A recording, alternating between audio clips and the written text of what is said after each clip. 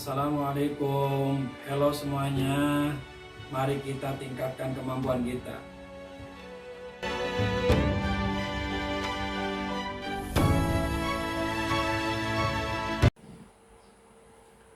Alhamdulillahirrahmanirrahim. Sahabat, kembali bertemu dengan Al-Faqir Faridin Ibn Rusali dalam rubrik kajian kitab Al-Mukhtarul Ahadits An-Nubuwah, hadis yang ke-33.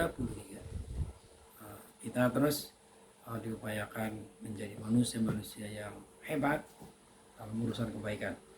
Untuk itu kita diingatkan oleh Nabi besar Muhammad SAW pada 7 hal. Pada 7 hal ya. Ini 7 nih. Nih 7 nih, 7 hal. Apa? Kita baca hadisnya. Bismillahirrahmanirrahim. Ijtanibus sab'al mubiqat, asyirka billah wa sihra wa qatl an-nafsi alladhi harramallahu illa bilhaq wa akla riba wa akla malal yatim wa akla malil yatim wa tawalla yawm az-zahfi wa qadh fal muhsanatil ghafilatil mu'minat. Sahabat, yaitu ijtanibu, jauhilah oleh kalian. Menjauhi apa? As-sab'al mubiqat. As-sab'a pada 7 hal. Sifatnya sab'a al-mubiqat, yang merusak, yang membinasakan kita. Mana 7 hal itu? Asyirka billah. Asyirka yaitu yang pertama adalah menyekutukan billah pada Allah. Menyekutukan maksudnya Allahnya tuh bukan berarti Allahnya melahirkan anaknya, tapi dia punya tekad, punya keyakinan bahwa Allah itu ya punya teman atau punya pendamping dan lain sebagainya. Allah ya Allah saja, itu tidak usah dibayang-bayangin. Biarkan diri kita menyembah Allah dengan keyakinan yang ada, bukan dengan analisa pikiran kita. Oke, yang kedua adalah wasihra. Jangan sampai kita berbuat sihir. Sihir itu kan perbuatan yang sangat jelek ya, karena dia minta sesuatu kehebatan kepada makhluk Allah, setan. Nah, itu bahaya sekali. Makanya sihir-sihirnya Firaun itu dibinasakan oleh Allah Subhanahu wa taala, dan alhamdulillah mereka kemudian iman kepada Nabi Musa alaihissalam. Yang ketiganya adalah qatlan nafsi allati haramallahu, dan membunuh orang lain, membunuh manusia tanpa hal yang dibenarkan oleh hukum, illa bil haq, kecuali dibenarkan oleh hukum, oleh agama.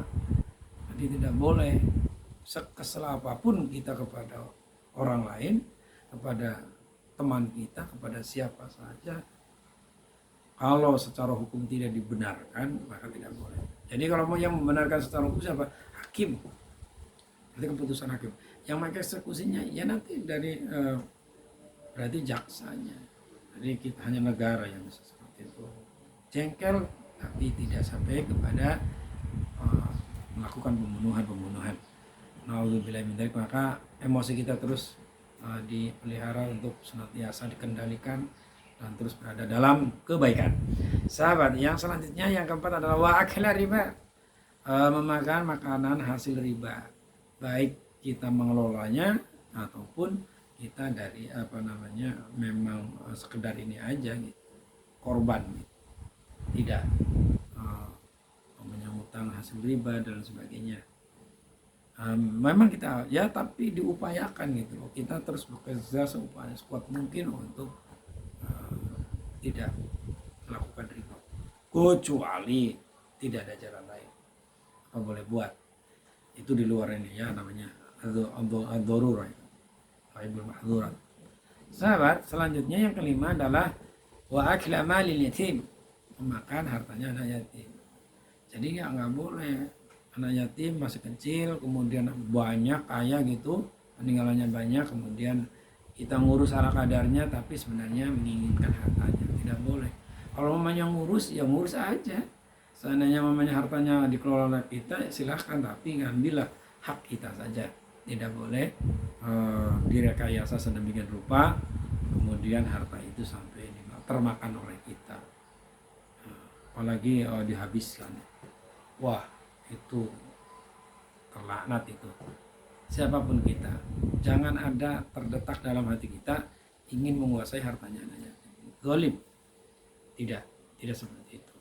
Jadi gimana? Ya udah, kalau kita tasarufkan harta itu, kemudian kita kembangkan, kita ngambil haknya kita aja. Wajarnya berapa? Sahabat yang dirahmati Allah Subhanahu wa taala. Yang keenam, watawalla yamazahki. Orang yang melarikan diri pada saat berkecamuknya perang. Perang itu butuh kekuatan dari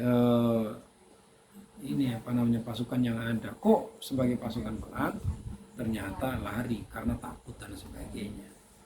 Jadi ya nggak boleh. Jadi membuat kekuatan pasukan lemah. Nah, maka harusnya ditambah lagi, tambah kekuatan lagi. Jadi terus supaya menang.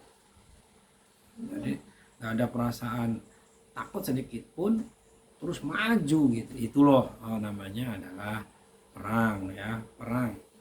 Situasi perang begitu. Jadi jangan ada perasaan aduh mati nih gue ini. Nggak ada. Perasaannya adalah terus lawan sampai titik, sampai menang. Itu supaya apa? Kenapa kita harus mempertahankan diri dan kemudian harus menang? Karena yang memerangi kita itu adalah berbuat zalim. Gitu. Makanya kita tahan, jangan sampai dia meneruskan perbuatan zalimnya itu. Ya. Kok kayaknya senang perang? Bukan senang perang, dalam rangka device.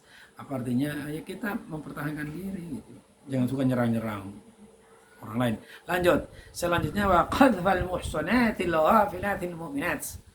Menuduh wanita yang bersih, wanita yang solihah, wanita yang menjaga dirinya dari hal-hal yang jelek itu,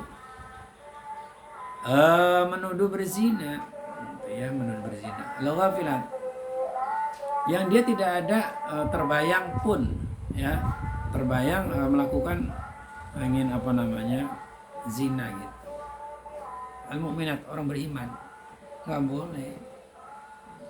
Janganlah kita membiasakan itu, karena perbuatan zina itu perbuatan yang sangat mungkar, keji sekali, dan kita kalau tidak tahu persis nggak boleh.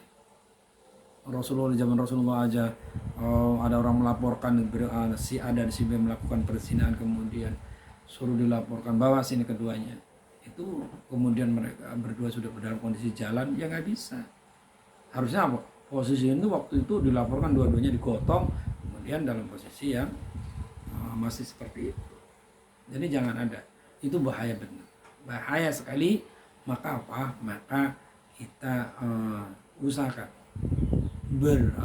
tidak ada bayangan-bayangan seperti itu. Oh ini begini, nggak ada. Oh, ternyata dia adalah manusia, yang perempuan yang suci, yang tidak terbayangkan seperti itu.